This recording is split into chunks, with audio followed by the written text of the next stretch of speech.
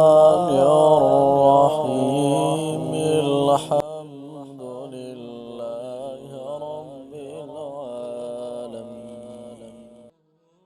بسم اللہ الرحمن الرحیم۔ شروع اللہ کے نام سے جو بڑا مہربان اور نہایت رحم کرنے والا ہے۔ آج 9 رجب المرجب جمعۃ المبارک کے دن ایک کراماتی لفظ 33 بار پڑھو۔ دولت، حاجت، کامیابی اور ہر تمنا پوری ہوگی۔ خوش نصیب لوگ ہی یہ عمل کریں گے۔ محترم ناظرین، بہن بھائیو، جمعہ کے دن سب سے افضل اور مبارک دن ہے۔ ہفتے کے اور ایام میں سے افضل ترین یوم جمعہ کے دن ہے، اور اسی مناسبت سے آج کا وظیفہ خصوصاً تسبیحات والی وظیفہ ہے، جو زبان پر آسان مختصر ہے لیکن وزنی کلمات ہے، اور رب کائنات رب ذوالجلال کے دربار میں سفارشی الفاظ ہے۔ جو بندہ چاہتا ہے کہ آج جمعہ کے دن یہ عمل 33 بار کر لے، بے شمار رزق پائے، بے تحاشا مال و دولت پائے، گھر میں برکت عطا ہو جائے، زندگی میں سکون ہو، تنخواہ برکت سے فراہ ہو جائے، کاروبار میں برکت حاصل ہو جائے، ساتھ ساتھ کاروبار میں برکت نصیب ہو جائے، تو آج جمعہ کے دن یہ تسبیح 33 بار پڑھا کرو۔ یقین مانے، میں نے اپنے بزرگ ولی زمانہ شیخ القرآن والحدیث حضرت مولانا شیخ تنگی صاحب سے سنا۔ یہ کلمات امام محمد بن اسماعیل بن ابراہیم البخاری رحمہ اللہ تعالی صحیح البخاری کتاب میں آخری حدیث کے طور پر لکھا ہے کہ یہ کلمات مختصر ہے، جامع کلمات ہے، زبان پر آسان اور میزان پر باری کلمات ہے۔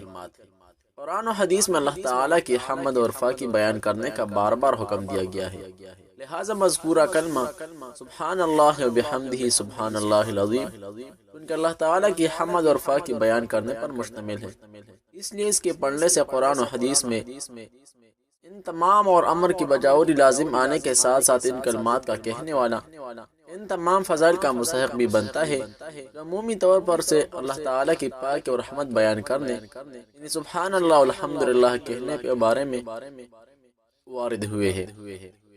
مزید برآں ان عمومی فضائل کے علاوہ خاص ان 2 کلموں سبحان اللہ بحمدہ سبحان اللہ العظیم کے فضائل مستقل طور پر بھی حدیث مبارکہ میں ملتے ہیں۔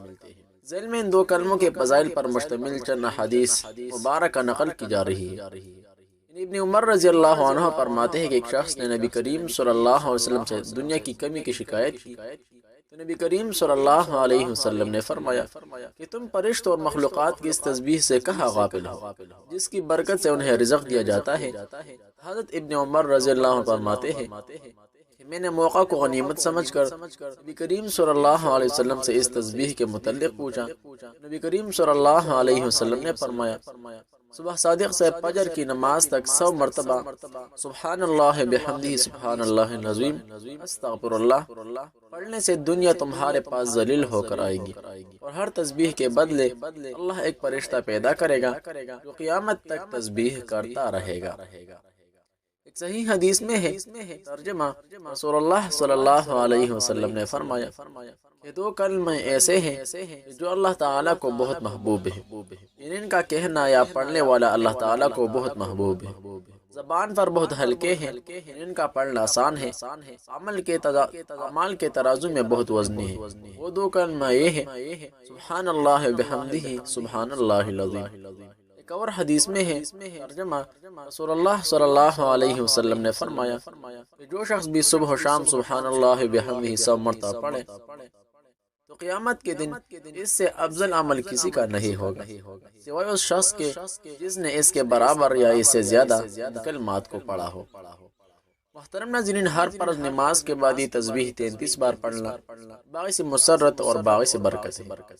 اسی طرح دن میں 100 مرتبہ پڑھنا جنت الفردوس میں اعلیٰ مقام نصیب ہونے کا ذریعہ بن جاتا ہے۔ محترم ناظرین، بہن بھائیو، اجازت کے لیے کمنٹ میں یہ کلمات لکھیں، لیکن سب سے پہلے کم از کم 3 مرتبہ یہ کلمات پڑھنا لازمی ہے، اور میرے ساتھ یہ وعدہ کیا کرو کہ آج کے بعد انشاءاللہ میں روزانہ یہ تسبیحات 100 مرتبہ تو لازماً پڑھوں گا۔ ہر فرض نماز کے بعد 33 مرتبہ پڑھنا میرا یا میری معمول ہوگی۔ اس کے بعد سب کو میری اجازت ہے وظیفہ روزانہ پڑھنے کا معمول بنا لے، رزق حلال پائے، دولت و برکت پائے، ہر دعا قبول ہوں گی، ہر حاجت پوری ہوگی۔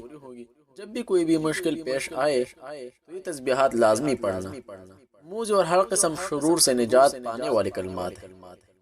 محترم ناظرین، بہن بھائیو، اسی طرح کے اسلامک وظائف کے لیے چینل ضرور سبسکرائب کیجئے، ویڈیو ثواب کی خاطر آگے شیئر کرے تاکہ دوسرے بہن بھائیوں کے لیے بھی مفید ہونے کا ذریعہ بن سکے۔